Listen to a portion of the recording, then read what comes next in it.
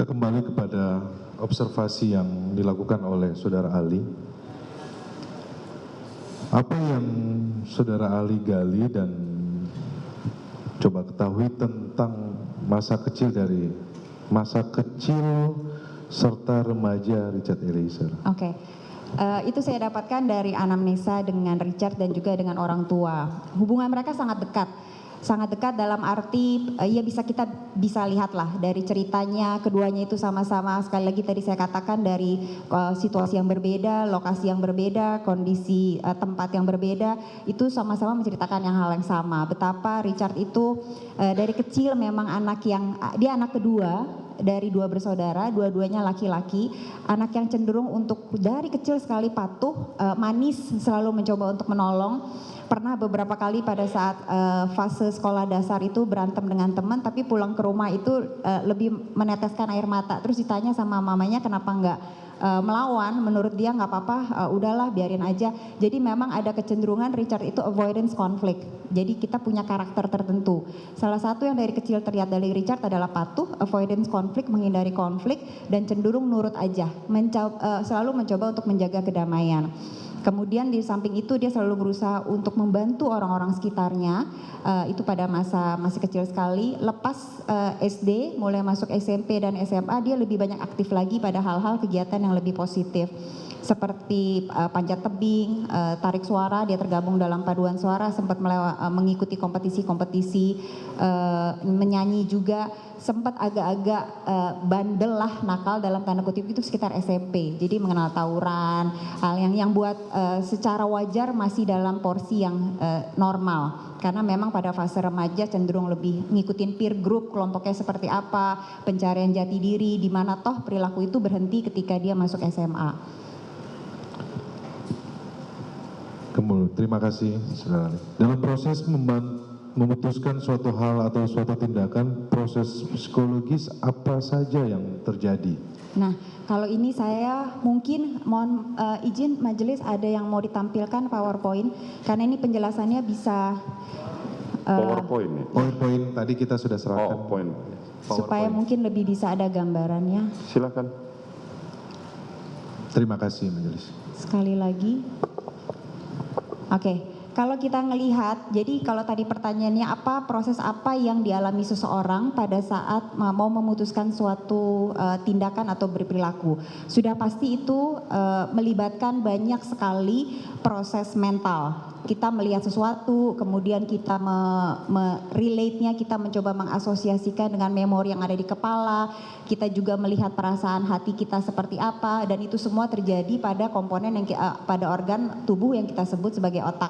Kalau kita lihat otak itu ada beberapa bagian, ada beberapa lobus. Ada lobus frontalis, ada lobus parietal, kemudian ada occipital dan ada temporal seperti kita lihat. Yang lobus merah itu, lobus frontal, itu dia bertanggung jawab pada proses berpikir, kemudian juga memorinya seperti apa, tapi sebelum lobus frontal bisa berfungsi, itu biasanya lobus temporal yang kuning dengan biru itu berjalan duluan, termasuk yang hijau.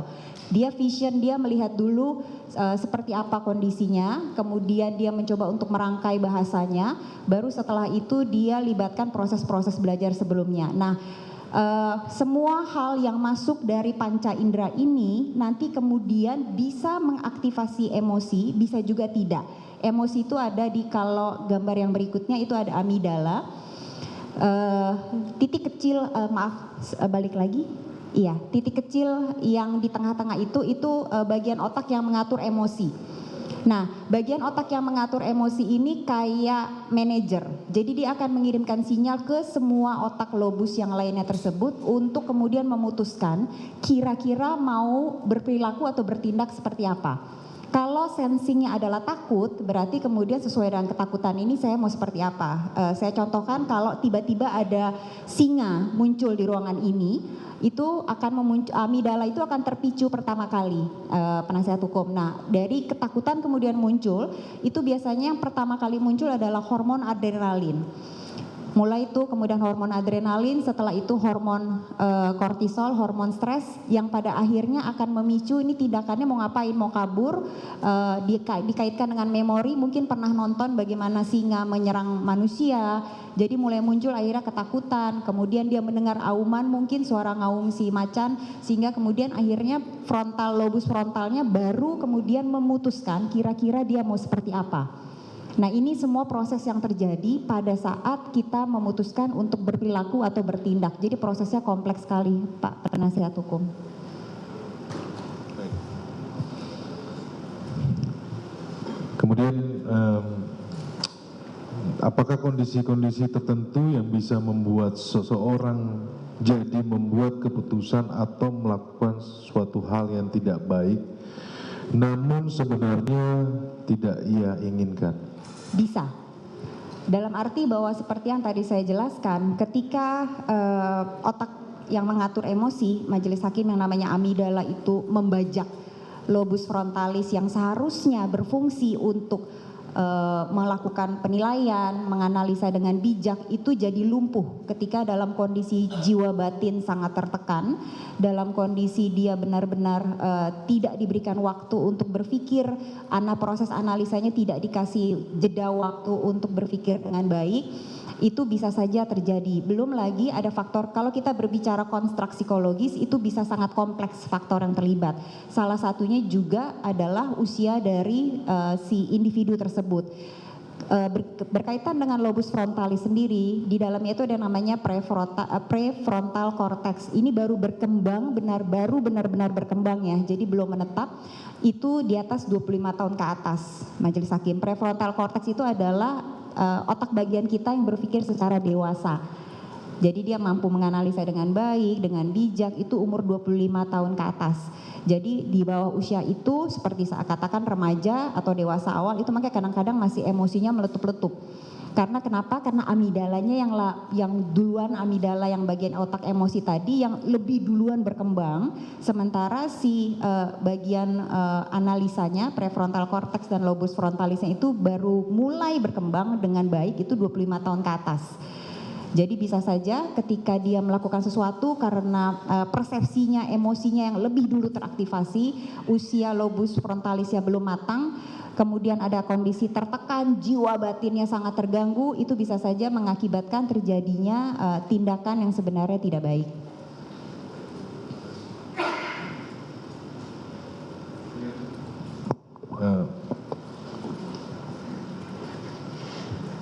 Tadi Ali jelaskan terkait dengan emosi ya.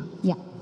Nah, saya perlu penekanan bagaimana peranan emosi dalam mempengaruhi seseorang dalam memutuskan suatu hal. Tadi Ali sampaikan di atas 25 tahun. Iya.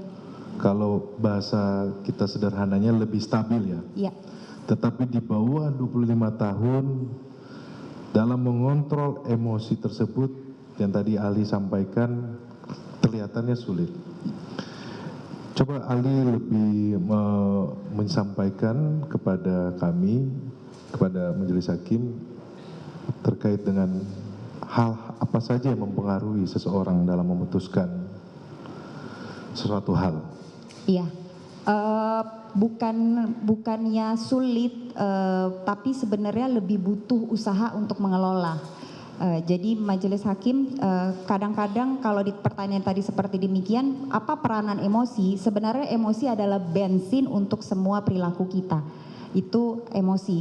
Sama halnya contoh-contoh simpel, ketika kita cinta banget seseorang, secara emosi itu bensinnya banyak sekali, kita mau melakukan apapun untuk orang tersebut. Jadi emosi sebenarnya adalah bensin untuk semua tindakan dan perilaku kita. Kalau kita suka pada satu hal, kita senang mata pelajaran tertentu, saking senangnya makanya kita mau belajar banget. Ketika kita sudah benci dengan seseorang, akibat kebencian tersebut kita jadikan itu bensin untuk bisa apa saja, untuk benar-benar menghindari dia, atau kita melakukan balas dendam. Jadi emosi apa peranannya dalam perilaku dan tindakan kita, sebenarnya dia adalah bensin yang melandasi.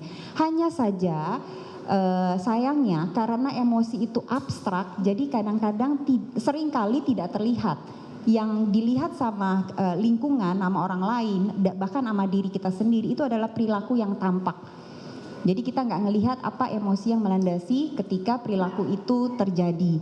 Nah, kalau tadi dikatakan usia 25 tahun baru bisa mulai muncul, betul, tapi bukan berarti sebelumnya belum ada proses. Cuman memang amigdala bagian emosi itu lagi meletup-letup sekali. Jadi lebih bisa untuk membajak, apalagi balik seperti yang tadi saya katakan, ketika ada komponen-komponen yang lain, ada kondisi yang sangat tertekan, ada kondisi di mana ini kayaknya terasa hidup dan mati, sehingga ada mekanisme defensif dari dalam diri individu secara psikologis itu teraktivasi, survival instinct juga akhirnya teraktivasi juga, yang mengakibatkan proses analisa lobus frontal yang harusnya bijak itu menjadi tidak berfungsi dengan baik.